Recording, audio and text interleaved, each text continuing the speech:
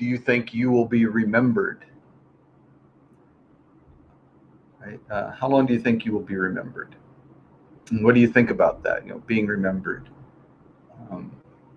Is that an important idea for you or not? And the third question was about humanity. So if a child were uh, raised in the wild without any kind of human contact, the Jungle Book scenario kind of thing, if that would be possible, that a child could grow up completely isolated from any human contact, would that person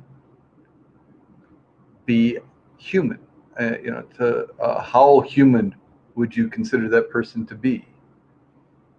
Are they completely human or not? Excuse me just a second. I want to turn off the fan that's running here. Just a second.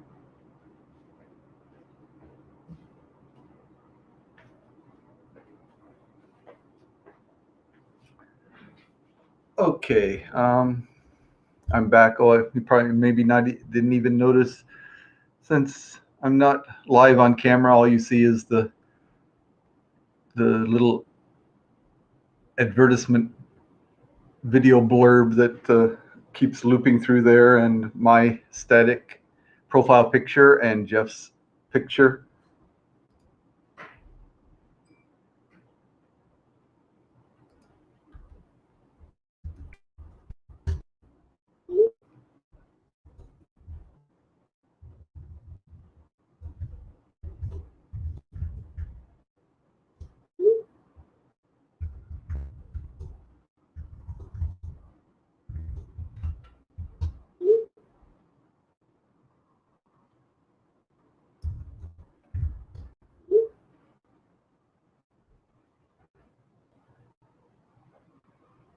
I may have to do this solo, or I may have to find a different guest.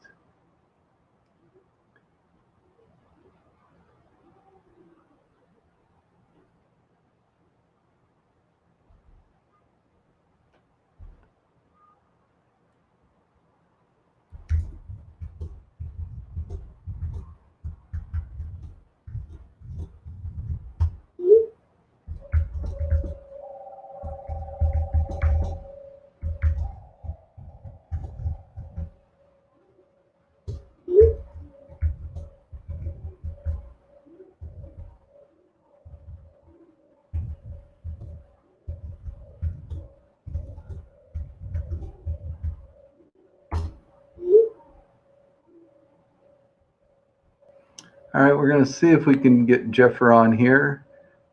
He is busy, as we all are. But we'll see if we can drag him into the broadcast. I really want him to be here.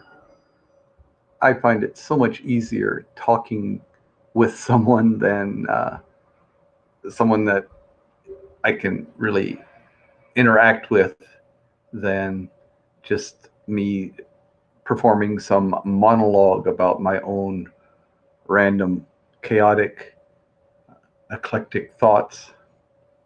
So we'll see if we can get Jefferson T. Smitherington, as he has been known to be called. See if we can get Jeff Morrow to participate here. He may not be able to, so I may be trying this on my own, which will be okay. It'll be probably significantly shorter than it would have been with Jeff as my guest, even almost a co-host. We're broadcasting through my channels, and I'm kind of the one directing the things, choosing what to display and where it's being simulcast and so on. But as far as the content, Jeff is definitely providing half of all the conversation, or maybe a lot of times more. He has even more to say, speaking more smoothly and eloquently than I can. So I really hope that he will join us, although he's not responding to me. Come on now, Jeff. It hasn't been that long. It's we're still waiting to hear from Jeff. Get him to respond. This is a scheduled broadcast, so it's not like I surprised him with stuff. But maybe he was surprised by work. That shouldn't happen either, but maybe that is what happened.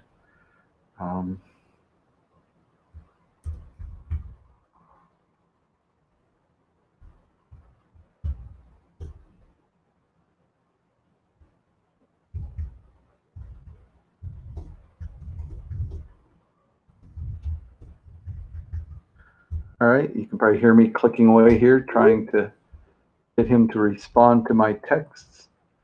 Hopefully that will happen.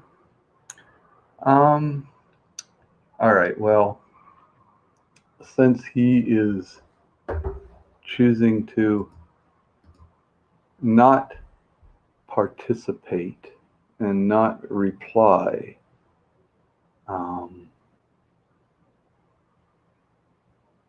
I'd say unsubscribe from all of Jeff Morrow's broadcasts. No, I'm just being mean. No, I don't mean that at all. No, he has. We are both full-time tenured educators at universities here in Japan, and this is the end of one school term, one school year, and preparing for the beginning of the next school term. So there is lots and lots of busy work to do, syllabi to write, input into the system. If grades haven't been completed, grades need to be done now. There's always research to be done. So it's, hate to say I'm in the middle of research. So stuff has to be done today.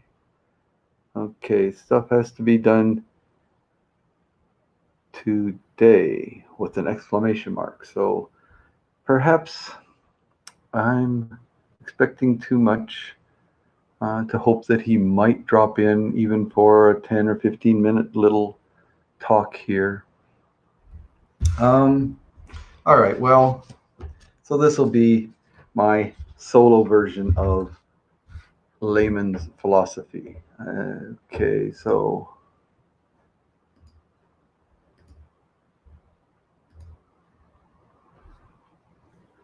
all right, let me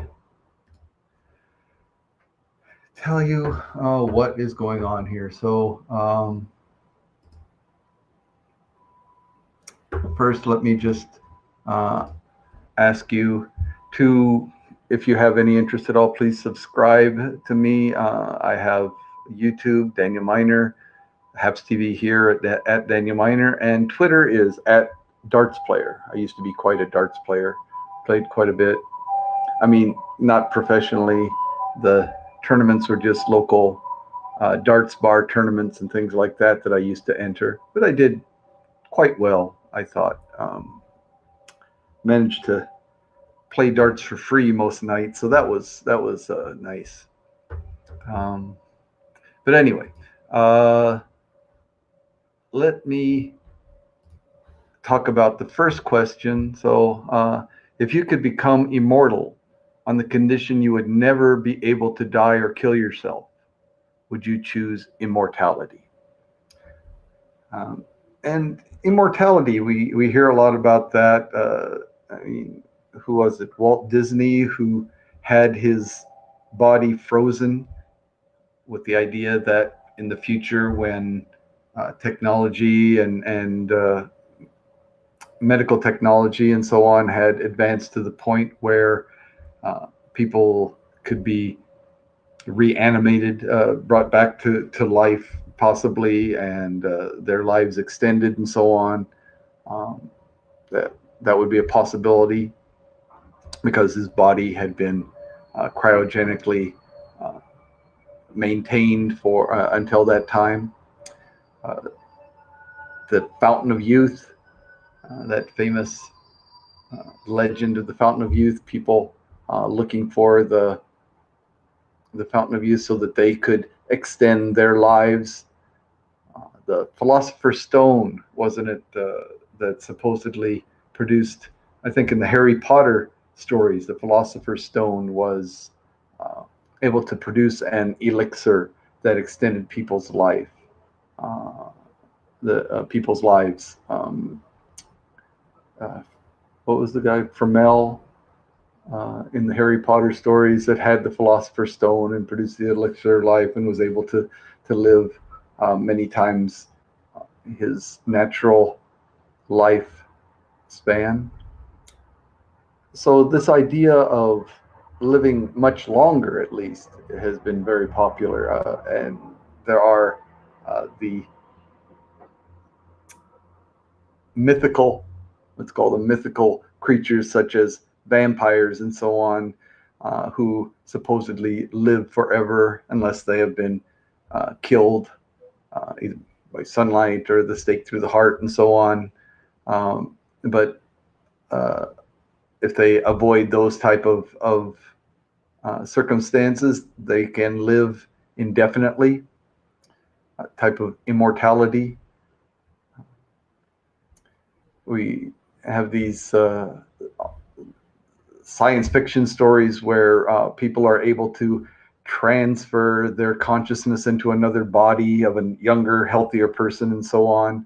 Um, or now transfer their consciousness into a mechanical body, which has no expiration date type of thing, a mechanical body that could theoretically continue indefinitely.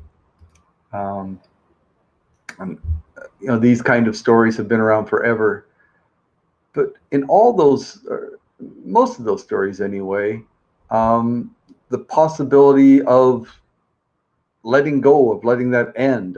So take, for example, a vampire could clearly, if they got tired of living that type of existence, they would be able to uh, find a way to end it, throw themselves into the sunlight, or allow themselves, or request that their hearts are staked and so on, to end that type of existence.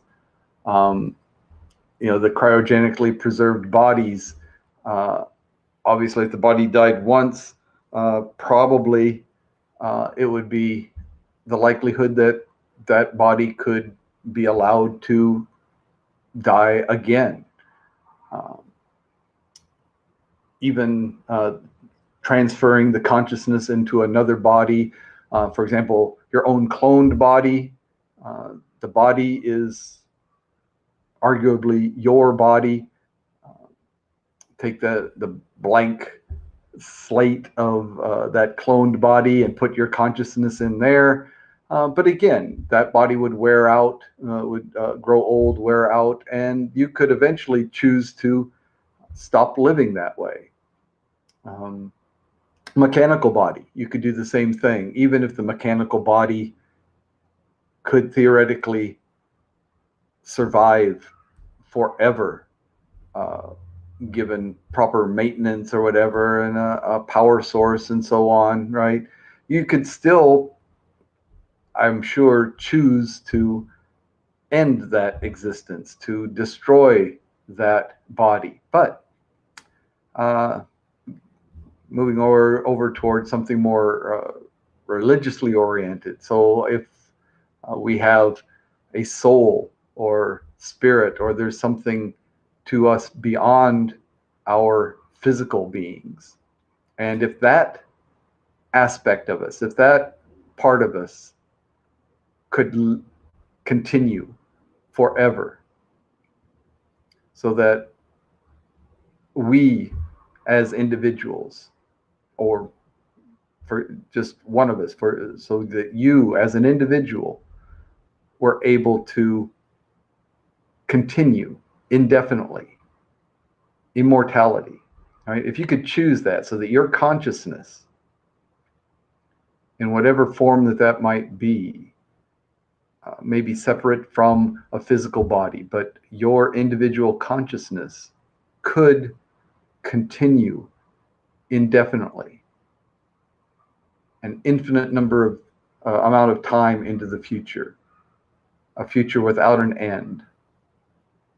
If you could choose that, with the understanding that it would be immortality, it would be an eternity, an infinity of time, an endless amount of time conscious, right? Your individual consciousness continues for an infinite amount of time without the possibility of that ever ending. Would you choose that? That's the question. So it's not the most common view of the extended life, not for living for 500 years or 1,000 years, things like that. It's the idea that there would never be any end without the possibility of ending it. Because, like I said, those other options, be it vampires or mechanical bodies or clone bodies or whatever, improved medical technology, whatever those choices are, there seems to be a possibility of ending that life by choice. But what if you couldn't? What if you were to be maintained, or that whatever, your consciousness existed forever, which seems to be a theme of a lot of religions. Again, our souls, our spirits, or whatever, continue in heaven, or whatever your particular image and belief of the ever after is. Would you really want that? And to put it simply, my answer would be no. And the reason why is I can't imagine any kind of existence that would be fulfilling for me in a real sense if it continued for an infinite amount of time. I cannot imagine any kind of activity or situation, condition, or whatever that I could feel fulfilled with, could feel comfortable, joyous about, if it continued indefinitely. Without an end, without that end, without an end to our lives, it would somehow alter fundamentally the value that we place on the time that we do have. So if we have an infinite amount of time, any amount of that time becomes, any portion of that time becomes infinitesimally small and insignificant. And that doesn't fit with my idea of a fulfilling ever after, a fulfilling eternity. I don't want to get into religious ideas here, but let me just say that that's one of the difficulties that I have with most of the major religions, is this view of the afterlife continuing forever, for all eternity, Um, of course, as a finite human being, of course, I'm unable to fathom what eternity is. I mean, we toss around the vocabulary words immortality, eternity, infinity, and yet do we? I mean, I don't really have a grasp on what those terms really mean. I don't have a frame of reference. I have a frame of reference for, a minute, a day, a week, a year, but infinity, eternity, it's something that my limited human frame of reference just cannot even comprehend. But even for my limited experience and my limited understanding, I know that even the most pleasurable, the most fulfilling acts, uh, the most uh, the most rewarding time spent, if carried on for too lengthy a period of time, loses its vitality, loses its appeal, loses what really made it uh, special. The fact that it can't continue. I mean, we as humans, of course, cannot continue any activity infinitely, right? And the fact that we can't makes the time that we can do that activity, we can carry on in those ways. That's what makes it special, the limitedness of it. And so that's what makes the limitedness, that limited aspect of our lives, so very, very special. Without that limit, it loses something very, very special. Of course, it's going to gain something that, again, from my human finite frame of reference, I can't comprehend. So I could be completely wrong, and I recognize that. Um, but for me, yeah, the answer would be no. I don't think that I would answer no. I don't want to live. I don't want immortality if I could never have the possibility of ending it. Um, Again, I guess I would be fundamentally different in so many ways that maybe I would appreciate this infinity.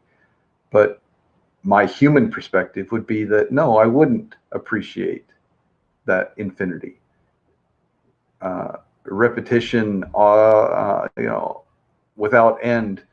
Um, and I can't believe, regardless of the fact that the universe is infinite, so I could explore all the universe, but how many different variations are there? I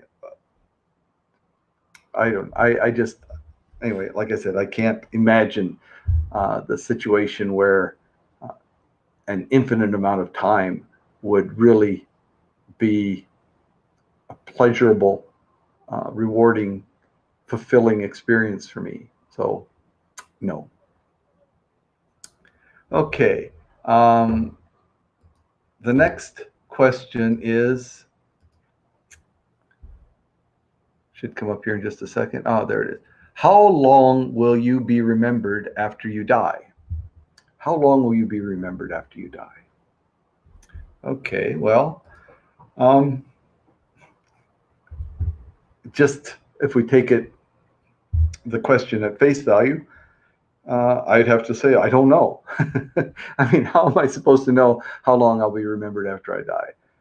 But my guess is probably only as long as the people that are near and dear to me now while I'm alive. Uh, as long as they are alive, I'll be remembered. But I don't anticipate leaving a mark in this world that is going to carry on my memory through uh, millennia or centuries after I'm gone, or even decades after I'm gone, well, possibly decades, simply because of the personal connections that I have now. Um, my family, my daughter, my close, dear friends, and so on. Those that are here after I'm gone, I hope that they remember me. I hope that they remember me. I expect that they will remember me. Um, hope that they will remember me again. I am thinking that I won't exist after I die. And so it won't really matter to me whether I'm remembered or not. Uh, I don't think that uh, Madame Curie or Jonas Salk or you know, these people that we credit for these wonderful contributions to humanity, uh, the Martin Luther Kings, these people that have contributed to humanity in great ways, and we remember them, and we are grateful for those contributions, and we celebrate those contributions and those people. But I don't think those people are aware of our celebrations, our recognition of them and their accomplishments. I don't think that they care, because I don't think that they exist any longer on any plane. And so therefore it doesn't matter to them. Um, so rather than thinking about how I'll be remembered or will I be remembered, uh, I guess I'll rather focus on my interactions now. Uh, so talking to you, anyone who's out there listening, I hope there are a few people out there listening. I hope, because I'm still here now, so I can hope. But as far as after I'm gone, after I die, how long will I be remembered after I die? I really don't worry about that. I really not worry. I really don't think about that. Um, if I'm not remembered, it's okay. That doesn't make my life any less valuable, at least to me, um, regardless of how long I am remembered after I'm gone. Uh, and it's to me, it's more disturbing. These people,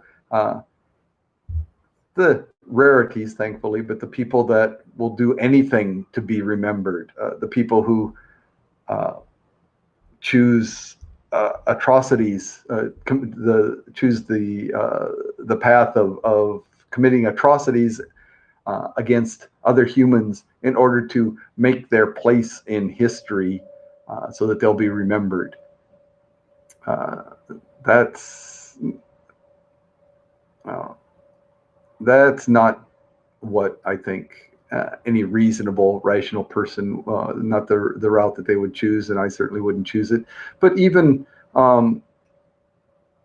performing good acts, performing acts that are beneficial to other people in the world. Again, the objective is not to be remembered for those things.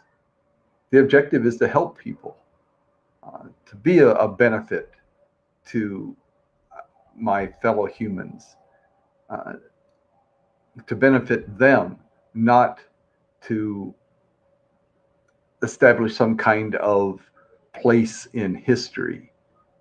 Uh, I believe in studying history, but not so much in venerating the the characters in history, but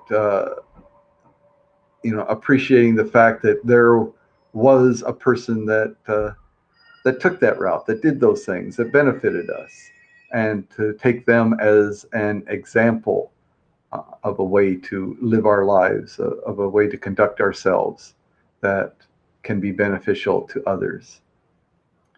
So, how long will I be remembered? I don't know, and I don't care.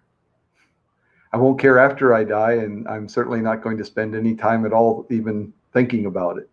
So honestly, when I just found these philosophical questions, looked up Google uh, philosophical questions uh, that might generate interesting conversations and so on. So philosophical questions, Google search, and this was one. And honestly, I never really thought about this question before I saw that. And after I started thinking about it, I thought, wow, um, for me, it's not even worth thinking about. Actually, it's not a deep philosophical question that really appeals to me. I don't care how long I'm remembered. I'm more interested in what I'm doing now. Okay, and then we've got another question that we're going to think about. The last one here before I end, since I'm doing this alone. Uh, okay, if a child somehow survived and grew up in the wilderness without any human contact, how human would they be without the influence of society and culture? Okay. Okay, this is of course, a hypothetical and a very unlikely hypothetical. I mean, we do hear about. I mean, we've heard story. The Jungle Book story. Uh, what was the boy's name? Mowgli or something like that. Raised by wolves, um, and so on. How human would a person be if they were raised away from the influence of human society? Well, um, genetically, I mean, yeah, how many different ways can we answer that question? Genetically, they would be 100% human. I mean, humans are humans genetically. Um, and so that's a simple question, a simple answer. He would be 100% human. But if we look at the social aspects of humans are very social animals, the way a lot of animals are. I mean, elephants are very social animals. I guess most animals, I don't know most animals. I can't. I'm no zoologist. I'm no expert on that. But many animals are very much have societies. Elephants have groups, have families, have groups larger than families that live together and help each other and work together and seem to mourn for members uh, when they pass on and are no longer members of the group. And so we have other things, wolves, lions, and so on. That Sorry, is my voice okay? I'm noticed that I was frozen there for a second. So, um, but as I was saying, animals such as wolves and lions that live in packs or prides and so on um, are definitely social animals. They're our closest relatives, the bonobono, the chimpanzees, the great apes, definitely have complex social systems, um, and so that's something that we wouldn't know. I can't even imagine about this child. If they grew up away from human society, they would not have the same values as the people who grew up initiated into these human societies. Um, but would that make them less human?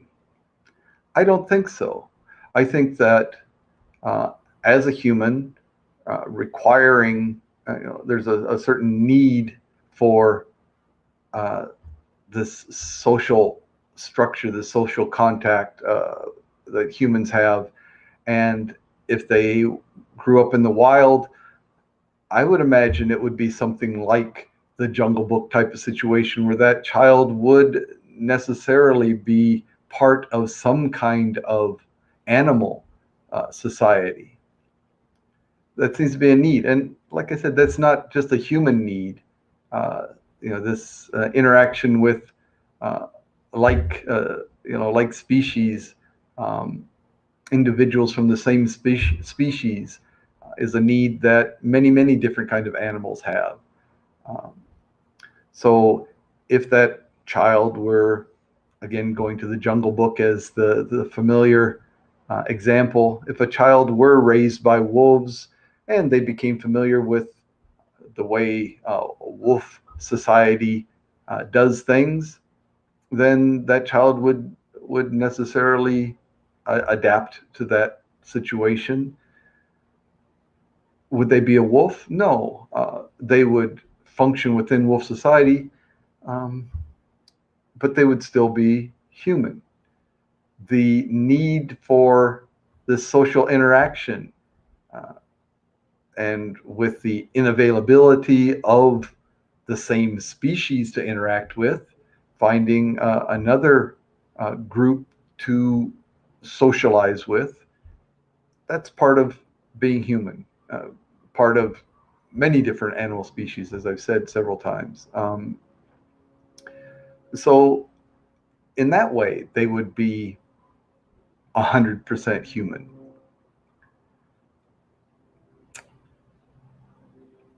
I, I, maybe we need to define what being human is. Like I said, genetically, clearly, being human means our DNA is human, the DNA of a human, and so on. Socially, can we even talk about what is it to be human socially? Because different societies, all human societies, have very different behaviors that are accepted, that are promoted, and conversely that are shunned or not allowed by that society. So I remember studying in what class was it? Now I can't remember the title of the class, but when I was at university, talking about attitudes about nudity and so on, right? That there are societies where basically nudity is just. Oh, excuse me, I hope that wasn't too loud. Bumped my microphone. Um, there are societies where nudity is basically not allowed. Never have. I mean, people basically bathe with with a layer of clothes on. They, um, of course, they change their clothes, but that's going to be in private, and done very quickly, because just the concept of the naked human body, even your own naked body, is just not acceptable within that society. And these, of course, there are variations within individuals, and thankfully, we're becoming more and more aware of and accepting of individuals' variations within various societies. But of course, there are societies that are more restrictive than others, and so as I said, the concept of nudity. Uh, some societies absolutely doesn't happen in any real sense, whereas other societies, um, basically very little is covered, or I think there are few societies. Again, I'm no anthropologist, but I think there are few societies where uh, the people are completely naked, but they definitely cover much less of their bodies than our traditional Western societies do. Um, Females commonly, especially in extremely hot climates and so on, uh, you know, being, having no clothing above the waist and so on seems to be quite common. So things like that. Does that make them less human? No, absolutely, of course not. I mean, that it's ridiculous to even put that into words, right? They are completely human, simply because their society places different values on clothing, the type of clothing that is worn or is not worn, and so on. Um, those groups still, those human groups, form a society, and the society have shared values and shared ideas and societal controls, uh, societal mutual support for the members, and so on, which is part of humanity. But again, that's not uniquely human. As I said, we have examples of other animal species, other animal societies that have norms within their society, that have societal rules, that demonstrate mutual support for their members, uh, have hierarchies, and so on. So a child that was, going back to the question, a human raised in the wild, how human are they? Um, I would say, in my opinion, 100% human. Uh, as much as any human in any circumstances is 100% human. What's not human about them? Simply based on their individual experiences. So the people that have experienced, even within our own society, have had traumatic experiences, have had um, not only less than ideal, but extremely emotionally detrimental upbringing, um, through their parents or lack of parents, uh, the way they were treated by them, and so on. Um, their behavior, their thoughts, their values are going to vary. But does that make them less human?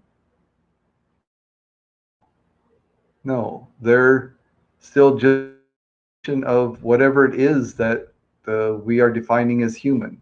So, yeah, human raised in the wild, no, no human influence, no influence from human society, completely human. That's my answer. So, I would have really liked to have heard what Jeff had said about these questions. Unfortunately, he was otherwise occupied during this time slot. But perhaps we'll touch on these. Oh, I can get some of his ideas the next time he and I get together. I will be scheduling another Layman's Philosophy number 4. I haven't chosen the questions yet, but I will put those up and schedule another Layman's Philosophy. Hopefully, the next time um, my good friend Jeff will be able to join us at that time. Okay, so thank you for watching. Please do subscribe if you can. I would very much appreciate it. Uh, I always appreciate anyone that can subscribe. It's a great help. Makes me feel like I'm contributing at least a little bit to this HAPS community. Not only HAPS, but also YouTube. YouTube doesn't need my help. Not that HAPS needs my help. Not sure how much help I can be, but I feel a little bit uh, more significant within HAPS, as it's relatively newer and still growing strong, growing quickly, and with an amazing number of people that are part of this HAPS community. So if you're watching and you're not a broadcaster, I encourage you to become a broadcaster. Uh, it's a great thing to do. It's fun, and it's rewarding, I think. Let's see. Let me see if I can. Uh,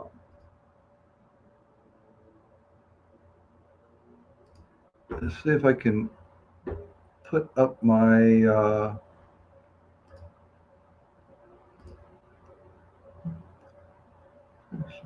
Okay, that should be good. Let me just get this ready very quickly here.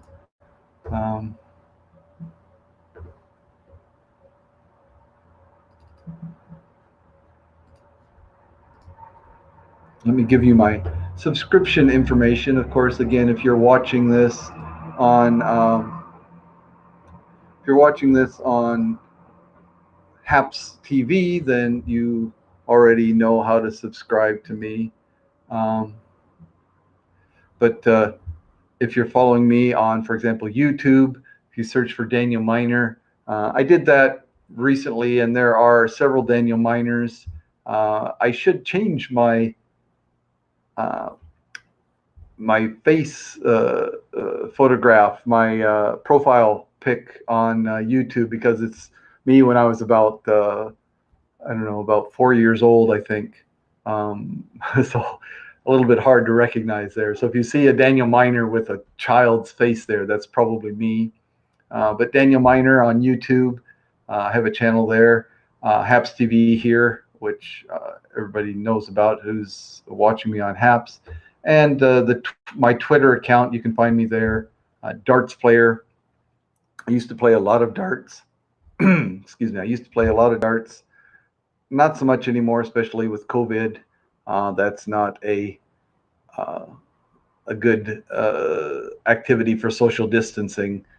In fact, it's such a bad activity for social distancing that most of the darts places I know of have unfortunately gone out of business. But that's why I used to play a lot of darts, and hopefully someday I will be playing darts again. So darts player on Twitter, you can find me there. But again, one more time, I strongly encourage everyone to try HAPS. You don't have to install anything to use it. If you use, well, unless you don't have a Chrome or Chrome-based browser. So the Chrome browser, I actually use one that's Chrome-based. It's called Brave. And that's what I use. It allows me also to broadcast through Brave. HAPS TV says that you can only broadcast through Chrome, but I've tried Brave and it seems to be working. But if you have a Chrome or Brave or Chrome-based browser, you should be able to broadcast just using that.